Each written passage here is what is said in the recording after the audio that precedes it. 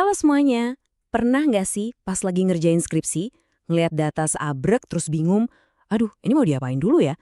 Nah, tenang Raja, hari ini kita bakal bedah alat paling fundamental buat kalian, statistik deskriptif. Kita akan lihat gimana caranya bikin data kalian itu ngomong, cerita dengan jelas dan jujur. Oke, kita mulai dari sesuatu yang mungkin bakal bikin kaget nih. Banyak banget yang mikir kalau uji statistik yang ribet-ribet itulah puncak dari penelitian. Padahal, justru sebaliknya. Statistik deskriptif, hal-hal yang kelihatannya dasar, itu justru pondasinya, jauh lebih penting. Coba deh, bayangin kayak gini. Statistik deskriptif itu ibarat kuenya, padat berisi inti dari semuanya.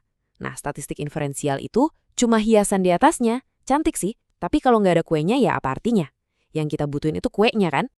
Oke, ini dia peta perjalanan kita hari ini. Kita mulai dari analogi kue tadi, terus kita belajar milih pisau yang tepat buat motong data, gimana cara analisisnya, dan ini yang paling penting, kita bakal lihat gimana satu pilihan sederhana aja bisa ngubah total kesimpulan riset kalian. Seru kan?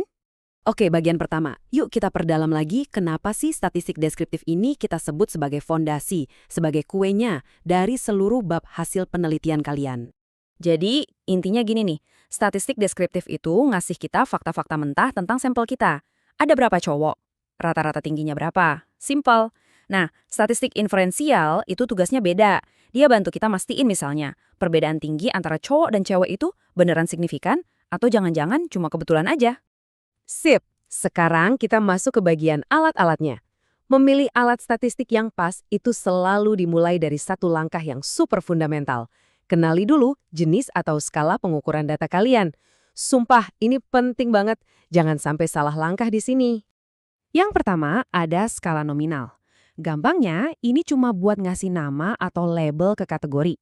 Kita bisa hitung misalnya ada berapa pria dan berapa wanita. Tapi kita nggak bisa bilang pria lebih tinggi dari wanita dalam skala ini. Mereka cuma beda kategori, titik. Lanjut, ada skala ordinal. Nah, kalau di sini urutan itu penting. Level nasional itu jelas di atas level sekolah. Tapi, nah ini tapinya, kita nggak tahu jarak antara sekolah ke klub itu sama persis nggak dengan jarak dari klub ke nasional. Jadi ada tingkatan, tapi intervalnya nggak pasti. Dan yang terakhir, ini dia data angka yang presisi, skala interval, dan rasio. Kalau di program SPSS ini digabung aja jadi satu, namanya scale. Nah, di sini jarak antar angka itu beneran sama dan punya makna. Beda antara 170 cm dan 171 cm itu ya 1 cm. Dan itu sama persis dengan beda antara 180 cm dan 181 cm. Nah, setelah kita bisa bedain jenis datanya, sekarang yuk kita praktek. Gimana sih cara menganalisis data yang sifatnya kategorikal? Ingat ya, yang nominal dan ordinal buat nyari frekuensi sama modusnya. Nanti buat skripsi kalian ikutin aja langkah-langkah simpel ini di SPSS. Gampang kok, tinggal buka menu Analyze, terus pilih Descriptive Statistics, dan klik Frequencies. Udah gitu doang? Nanti akan muncul jendela kayak gini. Kalian tinggal pindahin aja variabel yang mau dianalisis ke kotak variabelnya. Misalnya nih, di contoh ini, kita pengen tahu dari semua kota, berapa sih yang masuk kategori kota peraih trofi? Dan, jeng-jeng, ini dia hasilnya. Tabelnya nunjukin kalau 47 dari 92 kota, atau sekitar 51,1%, itu adalah kota peraih trofi. Nah, karena kategori ini yang paling banyak muncul, inilah yang kita sebut sebagai modus. Gampang kan? Oke, dari data kategori, sekarang kita pindah ke data scale, data angka. Kita akan lihat gimana caranya ngitung ukuran tendensi sentral, kayak rata-rata atau mean, dan juga nilai tengah atau median. Nah, ini dia nih, salah satu momen paling krusial dalam analisis data. Kalian harus milih, mau pakai mean atau median. Keduanya sama-sama nunjukin pusat data, tapi seperti yang bakal kita lihat sebentar lagi, salah pilih bisa ngasih gambaran yang keliru banget, apalagi kalau ada data-data yang aneh atau ekstrim. Dan ini membawa kita ke jantung permasalahannya. Gimana cara kita menghadapi data yang miring atau skewed, data di mana ada beberapa nilai yang loncat jauh banget dari yang lain, yang bisa-bisa narik kesimpulan kita ke arah yang salah. Jadi, pertanyaannya sekarang, buat skripsi kalian nanti, kapan harus pakai mean dan kapan harus pakai median? Gimana cara mutusinnya? Jawabannya ada di satu kata, skewness atau kemiringan. Aturan mainnya simpel banget sebetulnya. Kalau data kalian miring, udah, jangan ragu, pakai median. Median jauh lebih bisa diandelin buat nunjukin pusat data yang sebenarnya.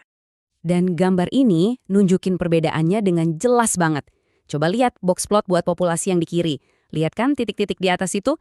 Itu namanya outlier, data yang nyeleneh. Inilah yang bikin datanya jadi miring banget. Sekarang, bandingin sama yang kanan, data kapasitas stadion. Jauh lebih seimbang dan simetris kan? Dan disinilah plot twist-nya. Coba perhatikan tabel ini baik-baik. Kalau kita cuma pakai mean alias rata-rata, kesimpulannya apa? Kota peraih trofi penduduknya lebih banyak. Tapi coba sekarang lihat baris mediannya. Ceritanya langsung kebalik 180 derajat. Justru kota lain yang median populasinya lebih tinggi. Ini bukti nyata betapa bahayanya data miring kalau kita salah pakai alat ukur. Oke, jadi dari semua itu, mari kita simpulkan poin-poin paling penting yang harus kalian pegang erat-erat setiap kali ngerjain penelitian. Anggap aja ini mantra sakti kalian. Jadi, ini dia 6 mantranya. 1. Ingat, deskriptif itu kuenya, bukan hiasan. 2. Selalu cek skala data kalian dulu, itu wajib. 3. Buat data kategori pakai modus dan frekuensi. 4. Buat data angka, jangan lupa cek kemiringannya. 5. Kalau miring, laporkan median. 6. Kalau simetris, baru deh boleh laporkan min. Simple. Pada akhirnya, milih statistik yang benar itu bukan cuma soal teknis, bukan cuma klik-klik di SPSS.